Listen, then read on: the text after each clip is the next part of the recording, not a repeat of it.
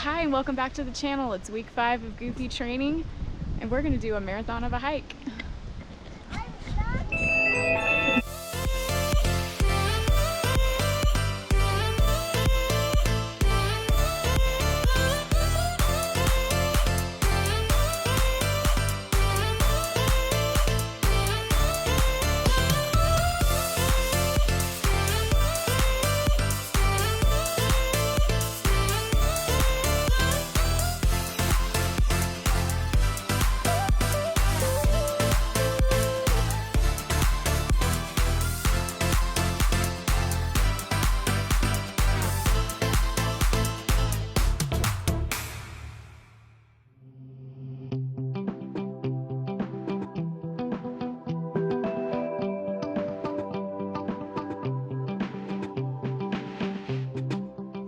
Our shuttle leaves at 8:15.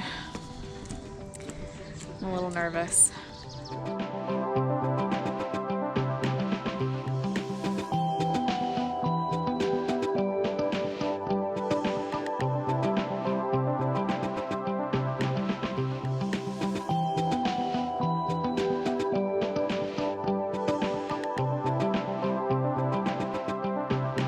Does not happen every day. Take your cameras. You're not going to see another moose. Wow. Check him out. How lucky is that? I'm taking a picture too. Don't be a snitch. You guys snitching on the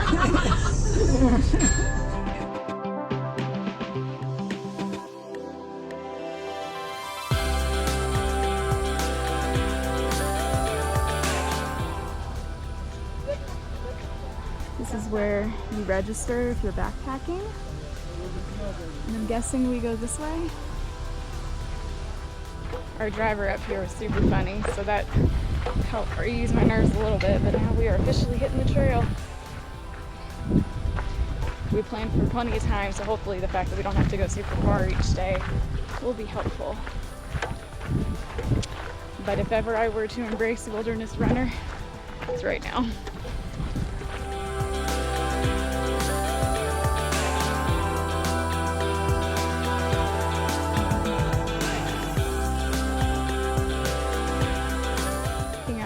GoPro. We're hoping this way's the right direction.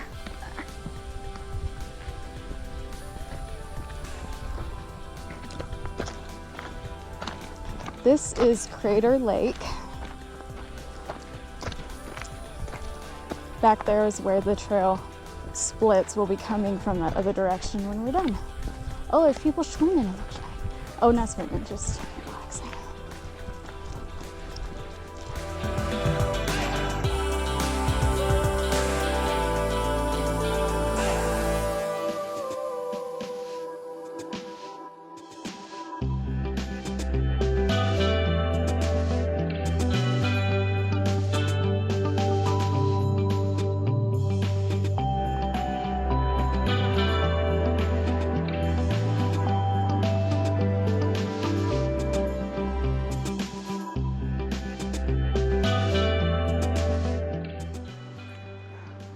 I don't know if you can really see on this.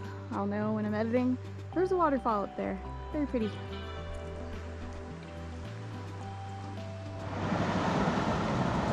Hi. We're about 5 miles in. We stopped to filter some water. Very pretty view.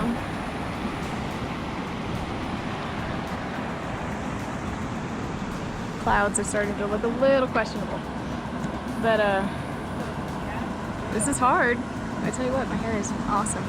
This is hard. One thing before I forget, if you're ever gonna come do this, make reservations well in advance, run Disney style, to park at the trailhead, because it is way cheaper than having to park for $40 a night where you pick up the shuttle and then you pay like $10 for the shuttle, so that part's not bad, but having to leave your car there. Or have someone drop you off if you have friends here in Colorado. Onward we go.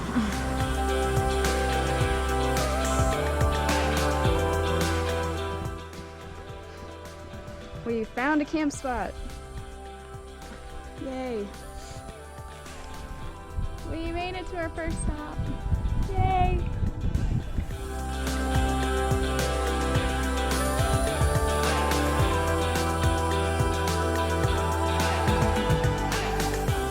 we are making dinner. I'm having chicken and rice. The boys are having, are you both having beef stroganoff? Yep. All right. We laid down for a little bit, but our tent got hot, and then Lance went and got some more water. Pretty chill. Hopefully every afternoon will be nice and chill like this. All right, well, we'll see you in the morning.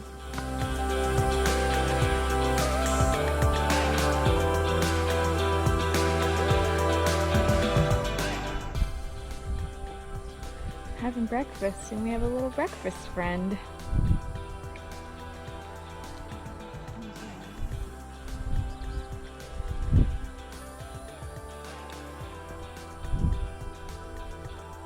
And there was a moose down there. I think it's gone now. There's breakfast. Don't know what I look like right now, but hey, that's hiking. I don't think I ever said how far we walked. We went just over 6 miles yesterday. The pass is, we can actually see the pass. Our first pass that we're gonna go over, it's a mile, a little bit more from where we are right now. So we are packing up camp and getting ready to head on. What a view. All right, let's take this.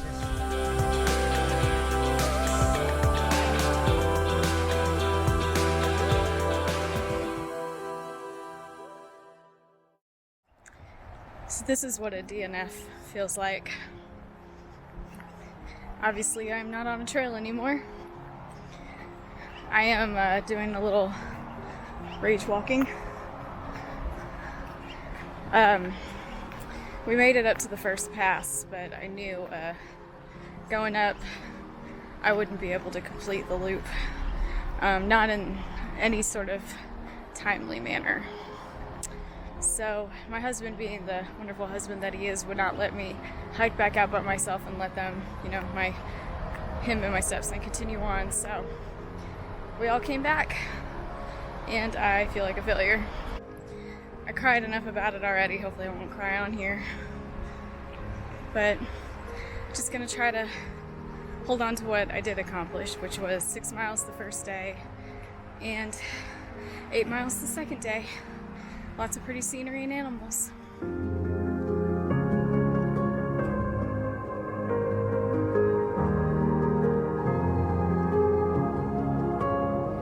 My husband isn't quite sure that I am just built for alpine hiking, and he could be right, but I know that I overpacked my pack and probably should have taken, you know, the elevation gains and all that into more consideration and done a lot more preparation. I just told him, I said, I refuse to think that I can't do this.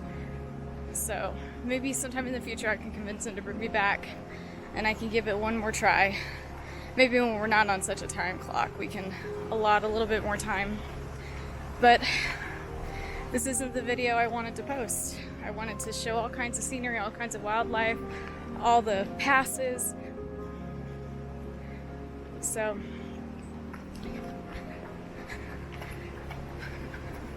yeah.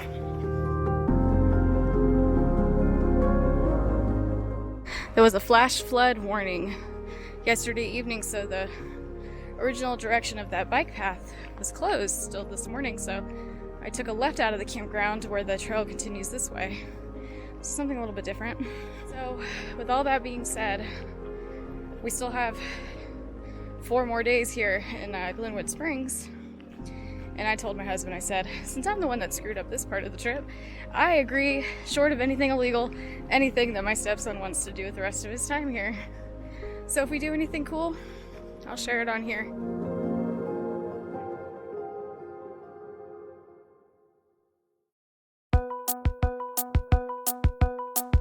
Definitely has a Skyliner feel.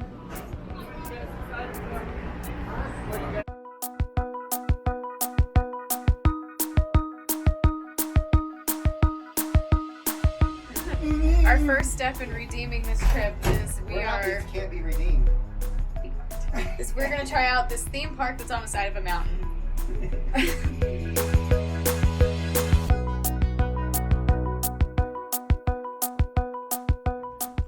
See the tops of the roller coasters.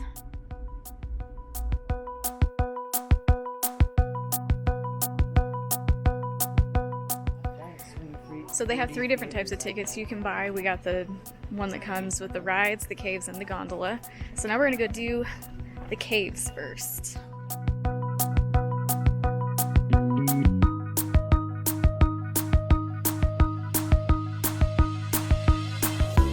Temperature dropped like 10 degrees. Yeah, so it's 52 degrees in here year round. Sounds good. Well, then I'll welcome you on into the fairy caves.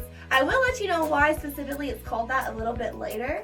But if you guys get dripped on by any water during this cave tour, that is a fairy kiss, and it's good luck for 24 hours.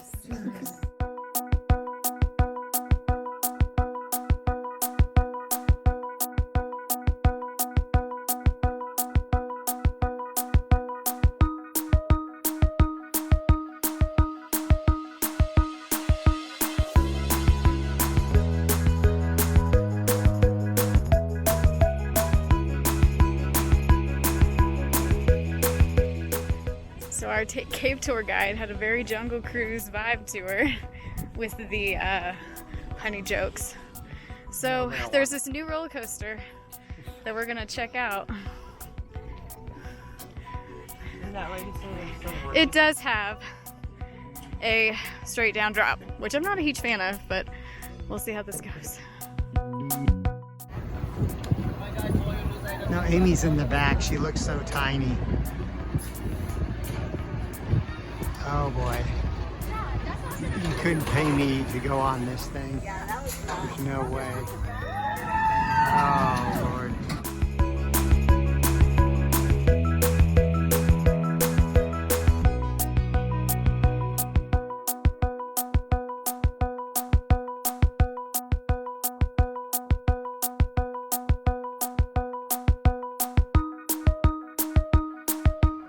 Started off right off the bat with the crazy coaster. It was so fun. And then we had lunch, which you saw. Food was pretty good actually for, you know, what this is a theme park. And now we're gonna try this 4D motion theater. It says that the show we're going is Looney Tunes. I don't know. We'll see.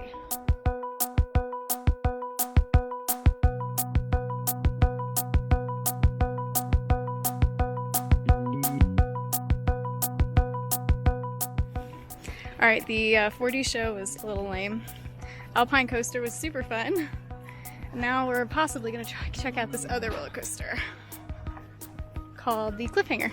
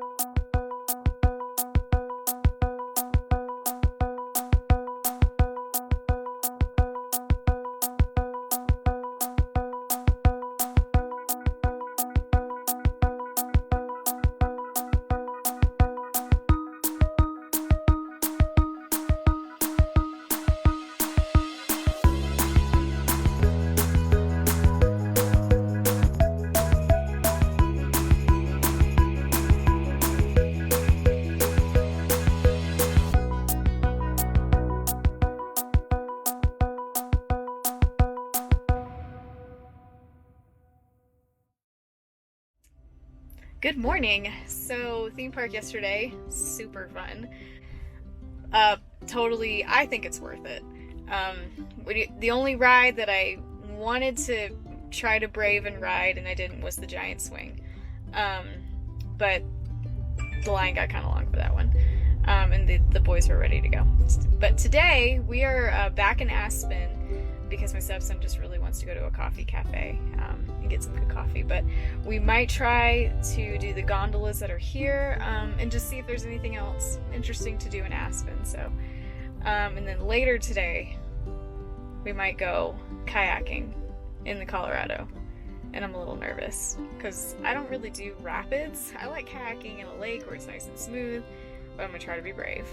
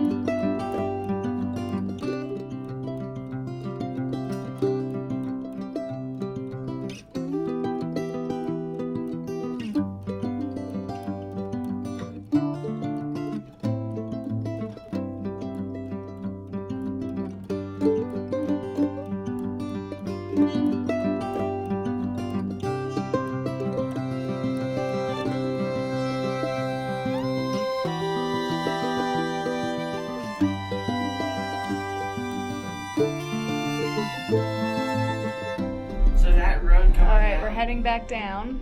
This is Forest Service Road. And hey, I made it this far into this trip before I Someone fell. has already ran that. That's why it shows up though, Yep. right? Yeah. Fell down. On the rocks.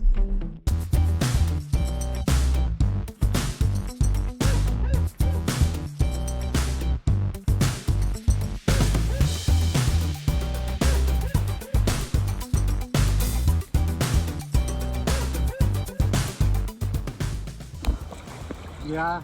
I'm still alive as of right now.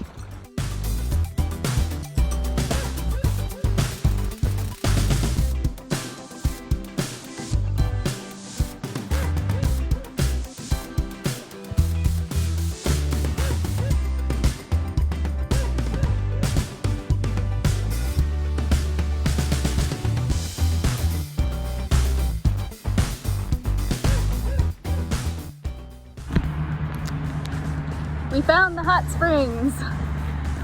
We're gonna go test it out.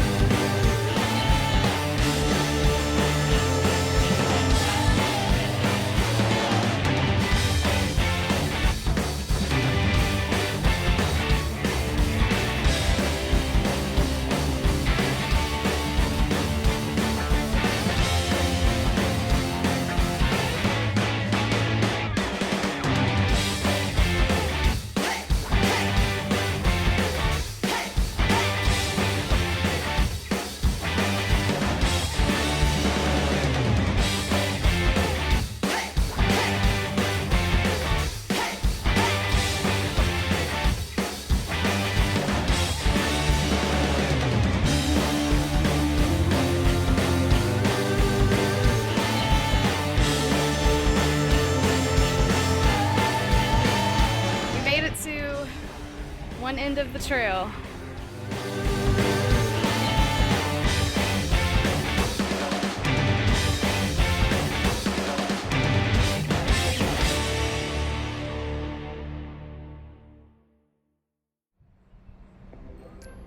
I'm lounging. We went for a little bike ride, as you saw, down the Glenwood Canyon bike trail. From our campground to the way far end, it's about 13.5 miles. So we went there and back. It was good. I would definitely say, because I haven't already mentioned this, our little kayak rental and then the bikes today.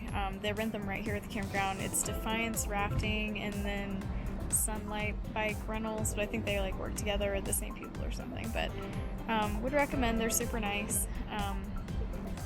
And I realized I hadn't talked about any running that I've done. Yesterday I did 3 easy miles on that bike trail. And then today I did 4 miles, mile warm-up, 2 miles of tempo, 5K tempo, and then 1 mile cool down. And my husband ran with me both times, so that was super fun. So it's always fun to run on vacation, but now I'm just lounging outside, and this is not probably the most attractive angle, but it's okay. And I think we're gonna go out to dinner tonight, so if we go somewhere cool, I will share it. Oh, also I have to share my shirt I'm wearing today. You can see it. Because there's no way you can visit a place as beautiful as this and think that God's dead. God's not dead.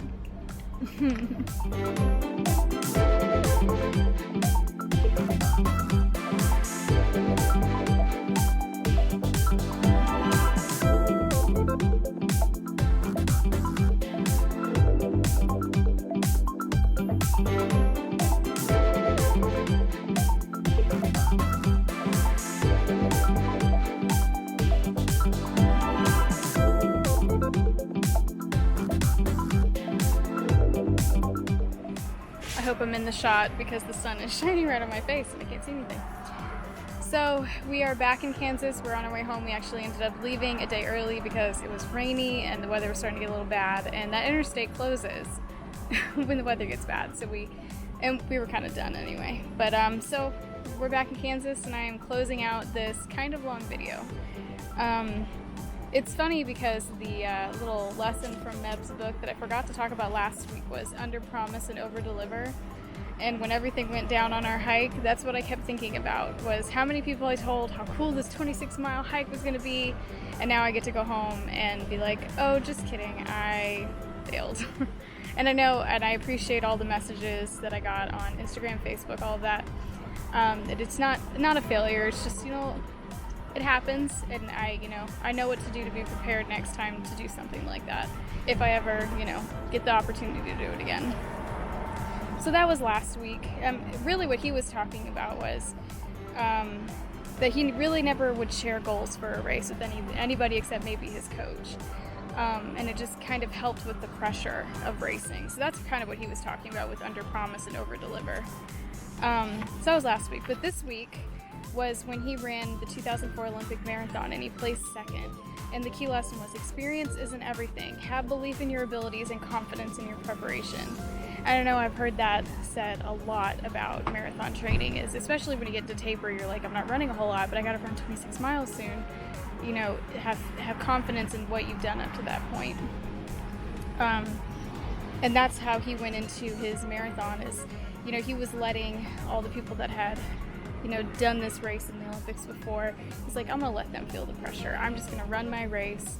I'm gonna have a good time, and I feel confident going into this race. And unlike that one previous where he felt undertrained, he felt ready for this race, and he placed second with the time of 2 hours and 11 minutes. Which, if you read, you really should get this book and actually read all the details of all of his races, because so far it's been really cool. But and it's funny that that's the lesson also. Just I wasn't prepared for that hike, and I know what I need to do differently. And even not even just with hiking, but with racing, with everything, is to not overestimate my ability.